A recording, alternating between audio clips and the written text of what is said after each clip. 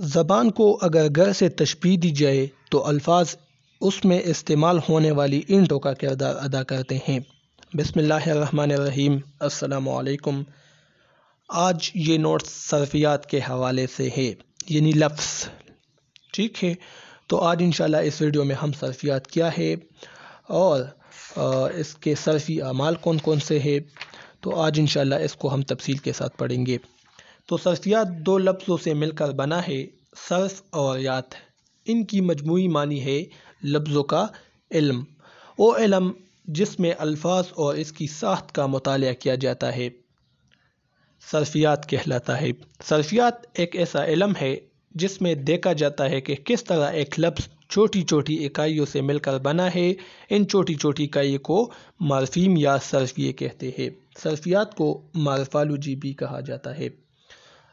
بقول پروفیسر انور جمال فرماتے ہیں کہ ان اصولوں کو علم الصرف کہتے ہیں جن کی مدد سے ہم یہ معلوم کر سکیں کہ ایک لفظ اصل میں کیا تھا، اس میں کیا کیا تبدیلیاں رونما ہوئی اور کس لیے یہ تبدیلیاں ہوئی۔ مثلا نظم مؤنث ہے، اس لفظ میں مختلف تبدیلیوں کی بدولت مندرجہ ذیل الفاظ بنے جس کے معنی مختلف ہے، یعنی نظم سے انتظام، ناظم، تنظیم، منظوم وغیرہ۔ اب جن اصولوں کے تحت یہ تبدیلیاں رونما ہوئی انہیں صرف کہا جاتا ہے، صرفیات یعنی، ٹھیک ہے۔ تو یعنی ایک ہی لفظ ہے نظم، اس سے مختلف الفاظ بنے، انتظام بنا، اس سے ایک لفظ ناظم، تنظیم، اور اس طرح اس کے معنی میں بھی فرق آئی۔ تو ان تمام چیزوں کا مطالعہ صرفیات میں ہوتا ہے بقول پروفیسر انور جمال۔ صرفیات کی بنیاد مارفیموں یا صرفیوں پر ہوتی ہے۔ اب صرفیہ یا مارفیم کیا ہوتا ہے، ذیل میں اس کی تعریف لکھی ہوئی ہے۔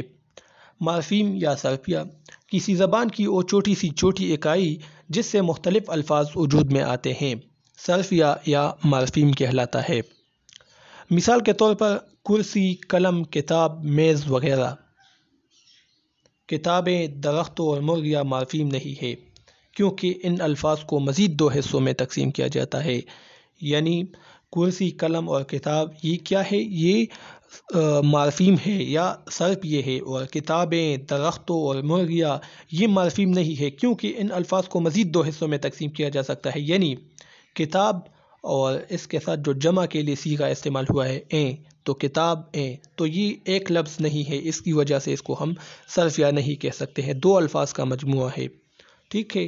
درخت اور مرغیاں تو یہ بھی دو الگ الگ ہے، تو اسی وجہ سے ہم اس کو صرفیہ نہیں کہہ سکتے یا مارفیم نہیں کہہ سکتے۔ مارفیم کو مزید دو حصوں میں تقسیم کیا جا سکتا ہے، یعنی آزاد مارفیم اور پابند مارفیم۔ کنفیوز نہیں ہونا ہے، ویڈیو ایک بار دیکھے، دو بار دیکھے، اس کو اپنے پاس ہی نوٹس لکھ لے اور پھر خود سے سوچ کرے تو انشاءاللہ آپ کو جلدی سمجھ آ جائے گی۔ آزاد مارفیم کیا ہے؟ وہ مارفیم جو آزادانہ طور پر استعمال ہوتے ہیں آزاد مارفیم کہلاتے ہیں۔ مثال کے طور پر کرسی، کتاب، یعنی اس کے الگ بھی معنی ہے اور آزادانہ طور پر یہ لفظ علیحدہ سے بھی استعمال ہو سکتا ہے، ٹھیک ہے۔ اب پابند مارفیم کیا ہے؟ یہ اس سے مختلف ہے آزاد مارفیم سے، وہ مارفیم جو آزادانہ طور پر استعمال نہیں ہوتے اور آزاد مارفیم کے بغیر اپنا وجود کھو جاتے ہیں۔ مثال کے طور پر کتابیں میں کتاب آزاد مارفیم ہے اور این پابند مارفیم ہے۔ اب اگر کتاب لفظ تو ہے، یہ تو ایک آزاد مارفیم ہے، یعنی یہ تو آزاد ہے، خود بھی استعمال ہو سکتا ہے، ایک معنی دیتا ہے، لیکن کتابیں تو اس سے کتابیں سے اگر کتاب علیحدہ کرے تو رہتا ہے کیا، اے، یعنی یہ اور نون غنہ، تو اس کی تو علیحدہ کوئی معنی نہیں ہے، یہ تو کتاب کے پابند ہے، یہ اے تو کتابیں، تو اسی وجہ سے پھر اپنا یہ وجود کھو جاتا ہے جب اس سے کتاب علیحدہ کیا جائے، اے کا تو پھر کوئی معنی نہیں ہے نا۔ تو اسی طرح یہ پابند مارفیم ہوا، یعنی یہ پابند ہوگا، ٹھیک ہے۔ ہندوستان میں صرفیات کے مطالعے کا آغاز سب سے پہلے پانینی نے کیا۔ انہوں نے اپنی تصنیف اشٹھ ادھیایا میں سنسکرت زبان کے 3959 قاعدوں کی نشاندہی کی ہے۔ اب صرفی اعمال کیا ہے؟ صرفی اعمال کی مدد سے مختلف الفاظ کے درمیان ترکیبی اختلاف کو معلوم کیا جاتا ہے۔ اس کی 5 قسمیں ہیں۔ نمبر 1 ہے تعلیقیت۔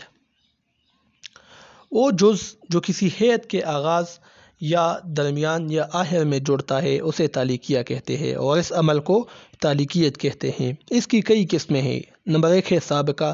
یہ وہ تالیکیہ ہوتا ہے جو کسی بنیادی لفظ کے شروع میں جڑ کر اس کے معنی میں تبدیلی پیدا کر دیتا ہے۔ مثال کے طور پر بے قدر، نالائق، ٹھیک ہے، یہ کیا ہے؟ بے کیا ہے؟ سابقہ ہے، اور نا کیا ہے؟